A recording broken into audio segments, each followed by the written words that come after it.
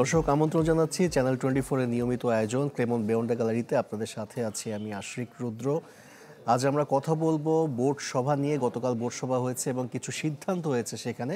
এ নিয়ে আলোচনা করতে আমাদের সাথে আছেন দৈনিক আমার দেশের ক্রীড়া সম্পাদক এম কায়সার। স্বাগত জানাচ্ছি আমাদের অনুষ্ঠানে। ধন্যবাদ আশিক। দর্শক চাইলে আপনারাও যোগ দিতে পারেন, স্ক্রিনে দেখানো নম্বরে ফোন দিয়ে জানাতে পারেন প্রশ্ন কিংবা মতামত। আমরা আলোচনায় চলে যেতে চাই। কায়সার ভাই, গতকালকে বোর্ড সভায় সিদ্ধান্ত হলো যে আয়ারল্যান্ড সিরিজের জন্য মোহাম্মদ আশরাফুলকে ব্যাটিং কোচ করা হচ্ছে। আজকে আমরা দেখলাম যে বাংলাদেশেরই সাবেক একজন ক্রিকেটার রুবেল হোসেন, খুবই জনপ্রিয় একজন ক্রিকেটার, তিনি একটি পোস্ট দিয়েছেন যে বাংলাদেশের ক্রিকেট দায়মুক্ত হচ্ছে এবং তিনি একটু বলা যায় যে হাস্য ব্যঙ্গাত্মক কিছু আর কি পোস্ট তিনি করেছেন। কেন, আপনার কাছে কি মনে হয়েছে?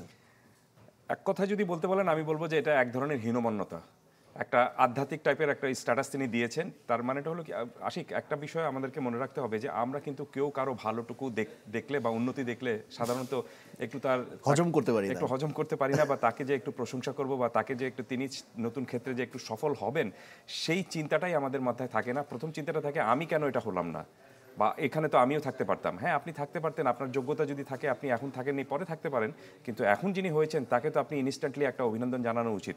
কারণ অলরেডি তিনি দায়িত্বটুকু পেয়ে গিয়েছেন এবং তিনি যেন দায়িত্বে তার সফল হতে পারেন, এ কারণে তাকে চারিদিক থেকে এক ধরনের সমর্থন প্রয়োজন।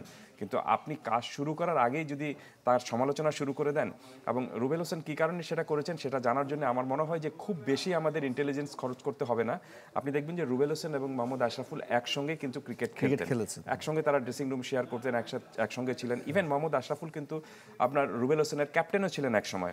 তো অন্তত যিনি তার ক্যাপ্টেন ছিলেন তাকে তো একটু সম্মান করার তার উচিত ছিল, বাট সেটা তিনি করতে পারেননি। সেটা যেটি বললাম যে এক ধরনের হীনমন্যতা বা একটা আমি এটাকে ইনফেরিটি কমপ্লেক্স বলবো নাকি সুপিরিয়রিটি কমপ্লেক্স বলবো বুঝতে পারছি না, তবে হীনমন্যতা তো অবশ্যই এই জিনিসটা এসেছে। এবং সেটা কেন এসেছে সেটাও কিন্তু আমরা জানি যে আশরাফুল ধরেন আপনি ম্যাচ ফিক্সিংয়ের জন্য আপনার একবার নিষিদ্ধ হয়েছিলেন, 5 বছর নিষিদ্ধ হয়েছিলেন, এবং সেই নিষেধাজ্ঞা কাটিয়ে তিনি আবার ক্রিকেটে ফিরেছেন। ক্রিকেটে ফিরে তিনি তার ক্যারিয়ারটা, তিনি যে অভিজ্ঞতাটা পেয়েছিলেন তার ক্যারিয়ারটা তিনি একটু অন্যভাবে সাজানোর চেষ্টাটুকু করছেন। এই কারণে তিনি লেভেল 3 কোচিং করেছেন। এবং আপনি জানেন যে লেভেল 3 কোচিং কিন্তু আপনি মানে one of the highest rank of cricket coaching, সেটা তিনি খুব সফলভাবে সম্পন্ন করেছেন। তো একজন মানুষ যখন ধরুন আপনি কেউ একজন যদি পিএইচডি ডিগ্রি মানে অর্জন করলো, তো সেটা নিয়ে সে শুধু যদি তার জ্ঞানটা নিজের কাছেই রাখে, সে যদি শুধু পড়াশোনাই করেন আর কাউকে যদি সেটা স্প্রেড না করে, তাহলে তার লাভটুকু হবে না।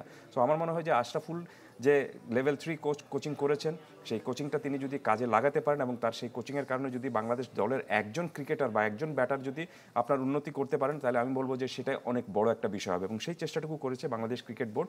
আশরাফুলকে এখানে এক সিরিজের জন্যে আপনার ব্যাটিং কোচ হিসেবে তাকে নিয়োগ দেওয়া হয়েছে। এখানেও একটা প্রশ্ন রয়েছে যে এক সিরিজে একজন কাছ থেকে আপনি কি চাইবেন বা কি পেতে চাইবেন। তো আমার মনে হচ্ছে যে ক্রিকেট বোর্ড যদি খুব ভালো হতো যে তাকে যদি লম্বা সময়ের জন্য আপনি সুযোগটা দিতেন, তাহলে বিষয়টা ঠিক হতো। আর ফিরিয়ে মোহাম্মদ রুবেল হোসেনের বিষয়, রুবেল হোসেন একসঙ্গে খেলেছিলেন এবং যেটি বললাম যে সেই ম্যাচ ফিক্সিংয়ের জন্য নিষিদ্ধ হয়েছিলেন আশরাফুল, সেই বিষয়টাকে তিনি নতুন করে একটা টেনে নিয়ে আসার চেষ্টাটুকু করেছেন এবং এভাবে বলেছেন যে ক্রিকেট বোর্ড বোধহয় এখন দায়মুক্ত হলো। ক্রিকেট বোর্ড অনেক আগেই দায়মুক্ত হয়েছে, আশরাফুল অনেক আগে দায়মুক্ত হয়েছিলেন।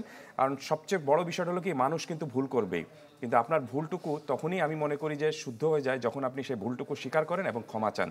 আশরাফুল কিন্তু সেটি করেছেন এবং সেই শাস্তিটুকু পেয়েছেন এবং তিনি শাস্তি থেকে ফিরেও এসেছেন। কিন্তু মানে রুবেল হোসেন যেটা আসলে আপনি যেটা বললেন যে সেই ম্যাচ ফিক্সিংয়ের বিষয়টা আবারও সামনে আনা, যে এমন একটা ইঙ্গিত করা যে যিনি ম্যাচ ফিক্সিংয়ের সাথে জড়িত ছিলেন এমন কাউকে ব্যাটিং কোচ কেন করা হলো জাতীয় দলে, যদি এরকম কিছু ইঙ্গিত করে থাকেন, রুবেল হোসেন নিজেও কিন্তু একেবারে বলা যায় না যে ক্লিন ইমেজের। আমরা কিন্তু জানি যে তিনিও কিন্তু সেই 2015 বিশ্বকাপে অভিযোগ উঠেছিল এবং এটা নিয়ে কিন্তু ক্রিকেট বোর্ডের হস্তক্ষেপের পরে কিন্তু তিনি বিশ্বকাপের মতো একটা আসরে খেলতে পেরেছিলেন। তো তাকে যদি সেই সুযোগটা ক্রিকেট বোর্ড দিতে পারে, তাহলে আশরাফুলকে কেন না? রাইট। এবং সেই সময় তিনি যে সুযোগটা পেয়েছিলেন সে কারণে তার কিন্তু আমি মনে করি যে তারও কিন্তু ক্রিকেট বোর্ডের প্রতি আপনার কৃতজ্ঞ থাকা উচিত। তারও কিন্তু এক ধরনের দায়মুক্তি ক্রিকেট বোর্ড তখন দিয়েছিল, যে তাকে সেরকমভাবে দায়মুক্তি দিয়ে তাকে সেই জেলখানা থেকে আপনার ছাড়িয়ে এনে তার জামিনের ব্যবস্থা করে, তার আইনজীবী নিয়োগ করে, সব কিছু করে ক্রিকেট বোর্ড তাকে সেই চেষ্টাটুকু করেছিল। এবং আমি মনে করি যে একজন চুক্তিবদ্ধ ক্রিকেটারের সঙ্গে সেরকমই করা উচিত যে কোনো আপনি প্রতিষ্ঠানের। যেহেতু তিনি চুক্তিবদ্ধ ক্রিকেটার ছিলেন, বিপদে পড়েছেন, ক্রিকেট বোর্ড চেষ্টা করেছে তাকে সেই সমস্যা থেকে বেরি করে নিয়ে আসার জন্য, এবং তাকে যে সে সময় ক্রিকেট বোর্ড যে দলে নিয়েছিল এবং সেই কাজটুকু করেছিল সেটার প্রমাণটাও কিন্তু তিনি খুব ভালোভাবে রেখেছিলেন। অ্যাডিলেডে তিনি ইংল্যান্ডের বিরুদ্ধে ম্যাচটা সিঙ্গেল হ্যান্ডলি জিতিয়েছিলেন শেষের দিকে এসে 2টো উইকেট তুলে নিয়ে। ঠিক একই রকমভাবে মোহাম্মদ আশরাফুল সমস্যা তৈরি করেছিলেন, সমস্যায় পড়েছিলেন, সমস্যার শাস্তি কাটিয়েছেন, শাস্তি কাটিয়ে তিনি আবার ফিরেও এসেছেন, লোকাল ক্রিকেটও খেলেছেন, দেশের বাইরেও খেলেছেন। এখন তিনি তার ক্যারিয়ারটাকে নতুন করে সাজাতে চান দেখে একটু কোচিং জড়িয়েছেন এবং ক্রিকেট বোর্ড তাকে সেই সুযোগটা দিয়েছে। তো একজন মানুষ যদি আপনি সুযোগ না দেন বা এরকমভাবে না করেন, তার মানেটা কি যে আমরা কি মোহাম্মদ আশরাফুলের ফাঁসি চেয়েছিলাম, বা তিনি তার ক্রিকেট থেকে তিনি হারিয়ে গেলে তার সব কিছু শেষ হয়ে যাবে সেটাই চেয়েছিলাম? সো ভুল অনেকেই করে এবং সেই ভুল থেকে মোহাম্মদ আশরাফুল ফিরে এসেছেন, এবং এখন তিনি যদি এই ক্ষেত্রে সফল হতে পারেন তাহলে আমি মনে করি যে অনেক বড় একটা ভালো একটা উদাহরণ হবে বাংলাদেশের ক্রিকেটের জন্য হয়তো অনেক পজিটিভ কিছু হবে। রাইট। এবং আমি মনে করি যে রুবেল হোসেনের উচিত ছিল তাকে অভিনন্দন জানানো, কিন্তু এরকমভাবে একটা ব্যঙ্গাত্মক টোনে তিনি যে স্ট্যাটাসটা দিয়েছেন এটি আমার কাছে যেটি একটু আগে যেটি বললাম, যেটা এটা আসলে মানসিকতার এক ধরনের মানে হীনমন্যতার একটা বিষয় পুরোপুরি। মানে মোহাম্মদ আশরাফুল আমরা জানি যে তিনি কোচিং ক্যারিয়ার শুরু করার পরে বেশ কিছু জায়গায় কিন্তু তিনি কোচিং করিয়েছেন, সেটা রংপুর রাইডার্সে হোক, মহিলা টিমের সাথে আমরা বরিশাল বিভাগে দেখেছি এনসিএলে তিনি কাজ করেছেন। জাতীয় দলের জন্য যদিও তিনি লেভেল 3 কোচিং কোর্স করেছেন, তারপর জাতীয় দলের জন্য কি আপনার কাছে মনে হচ্ছে যে একটু তাড়াহুড়ো হয়ে গেছে?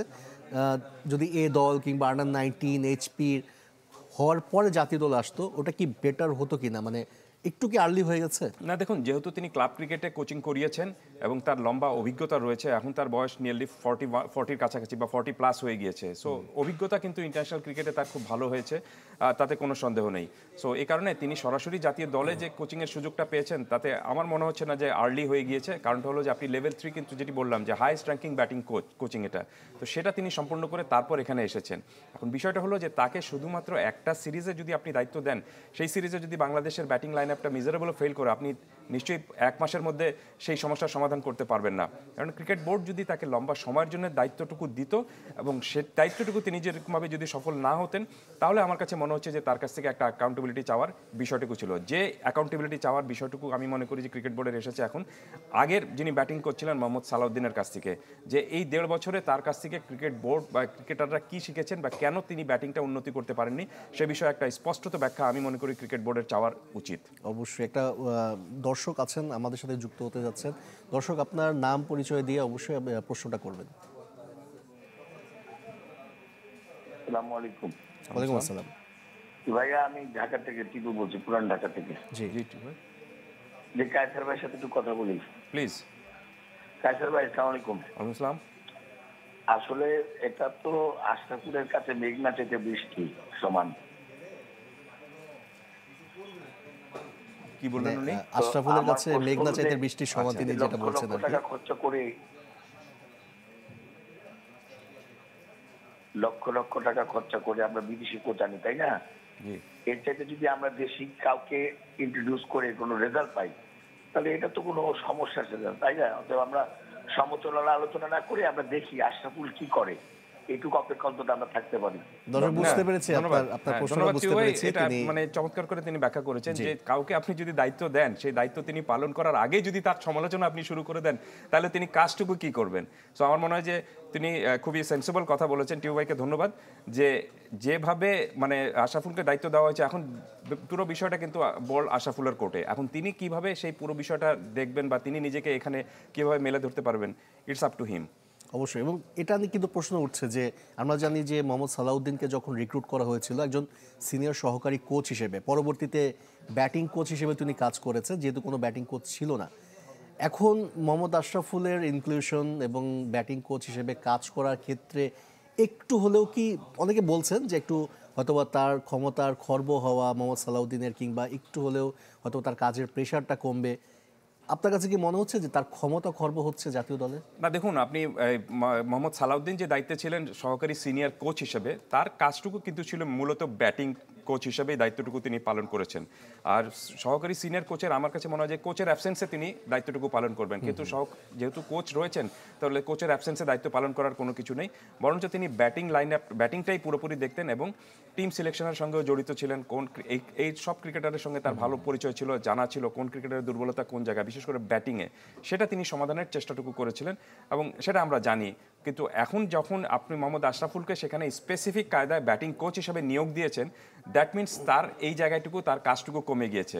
আমরা সরকারি চাকরিতে দেখি না যে অনেক ক্ষেত্রে যে দায়িত্ব রয়েছেন কিন্তু আপনি দায়িত্ব আর কোনো পালন করতে হচ্ছে না, দ্যাট মিনস আপনি ওএসডির মতো। সো এক অর্থে কিন্তু এখন ব্যাটিং লাইন আপ, ব্যাটিংয়ের বিষয় থেকে মোহাম্মদ সালাউদ্দিন বাংলাদেশ ক্রিকেট দলের যে প্রক্রিয়ায় যুক্ত ছিলেন সেখানে তিনি কিন্তু ব্যাটিংয়ের দিক থেকে আমরা বলতেই পারি যে তিনি একটু ওএসডি হয়ে গিয়েছেন। অন্য সাইডটুকুগুলোতে তাকে একটু কাজগুলো, তার কাজের পরিধিটা হয়তো চলে গিয়েছে। আপনি ফিল্ডিংয়ের বিষয় রয়েছে, আপনি কোচিং, আপনার এই দল সিলেকশনের বিষয় রয়েছে। কোনো একজন ক্রিকেটার যদি আপনার ফর্মে ফিরতে না পারেন তাহলে তাকে মানসিকভাবে কীভাবে উজ্জীবিত করা যায়, আমার মনে হয় যে এইসব বিষয়গুলোতে তাকে এখন নজরদারিটা চলে এসেছে। সহজ হিসেব, যেহেতু আপনি নতুন একজন ব্যাটিং কোচকে ক্রিকেট বোর্ড নিয়োগ দিয়েছে, দ্যাট মিনস আপনি এর আগে যিনি দায়িত্বে যে ছিলেন, এই দায়িত্বে যিনি আগে ছিলেন তার প্রতি আমি সন্তুষ্ট না বলেই তো আপনি নতুন কাউকে আনা হয়েছে। তাকে যে সরিয়ে দেওয়া হয়নি ক্রিকেট বোর্ড, আমি মনে করি যে এটাই ক্রিকেট বোর্ড অনেক বড় একটা উদারতা দেখিয়েছে। এখন পর্যন্ত তাকে তার জায়গাটুকু প্যানেলে শুধু আশরাফুলকে যোগ করা হয়েছে, কিন্তু মোহাম্মদ সালাউদ্দিন এখন পর্যন্ত প্যানেলে রয়েছেন, বাট প্যানেলে থাকলেও তিনি অন্তত ব্যাটিংয়ের দিক থেকে ওএসডি। ঠিক আছে ভাই, আরেকজন দর্শক আছেন আমাদের সাথে, আপনি নাম এবং পরিচয় জানিয়ে আপনার প্রশ্ন জানাবেন। ওয়ালাইকুম আসসালাম। ওয়ালাইকুম সালাম। আমি সিলেট থেকে ওয়াইএন। আপনার টেলিভিশনের সাউন্ডটা একটু কমিয়ে দেন। জি ঠিক আছে, না আমার মিটিং করা আছে। জি, আপনার প্রশ্নটা জানাবেন। যে আমার কথা পঞ্চপাণ্ডবের তুলনা কিন্তু করছে এখন কিভাবে পঞ্চপাণ্ডব তাদের লক্ষ্য রাখছে, কারণ কি একটা গোল্ডেন মোমেন্ট করা আছে। আর তারপর আপনি এদেরকে জন্য মানুষ বলে আবার জানার জন্য কারণ এখন তো আমাদের নতুন নতুন প্লেয়ার দরকার। যেমন আমি যদি বলে থাকি, আপনারা দেখবেন একজন পেসার আছেন, তিনি খুব ভালো সুইং করতে পারেন। জি দর্শক, ধন্যবাদ আপনাকে। আমরা একটু কোশ্চেনটা একটু রিপিট করবেন আপনি? না, আমিও ঠিক মতো বুঝতে পারিনি, অস্পষ্ট মানে কথাগুলো এসেছে। তবে যেটা আসলে আপনি আলোচনা করছিলেন যে মোহাম্মদ সালাউদ্দিনের বিষয়টা এবং তার ক্ষমতা খর্ব হচ্ছে কিনা, আরেকটা ব্যাপার বলেছিলেন আপনি টিম সিলেকশনের ইস্যুটা, এটা নিয়ে আমরা একটু আলোচনা করব। তবে একটা বিরতি থেকে ফিরছি, দর্শক আমাদের সাথেই থাকবেন।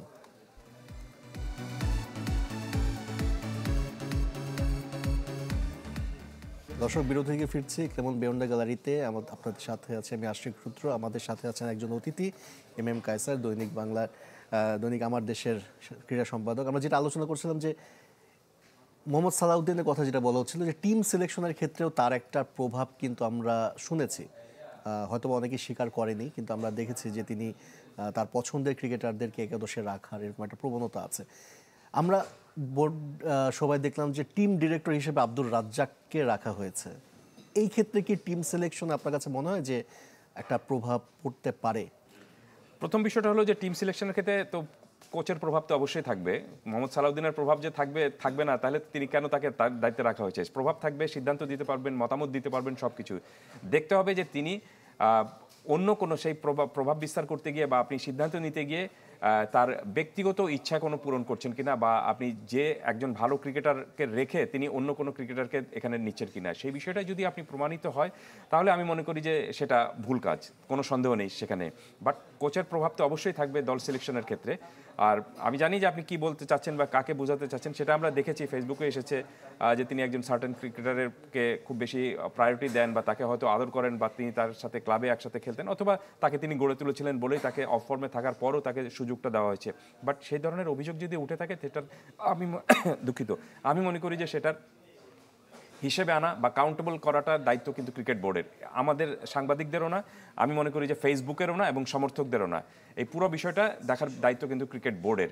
আর পুরো টিম প্রক্রিয়ায় বা আপনার টিম ম্যানেজমেন্টের মধ্যে যারা ছিলেন তারা যে দায়িত্বটুকু ঠিকমতো পালন করতে পারছেন না বলেই কিন্তু এখানে আপনি এখন সাবেক ক্রিকেটারদেরকে খুব মানে জাতীয় দলের উপর তারা যাতে নজরদারি রাখতে পারেন সেই কারণে তাদেরকে কিন্তু একটা প্যানেল করে দেওয়া হয়েছে, যেখানে আব্দুর রাজ্জাক রয়েছেন, যেখানে খালেদ মাসুদ পাইলট রয়েছেন।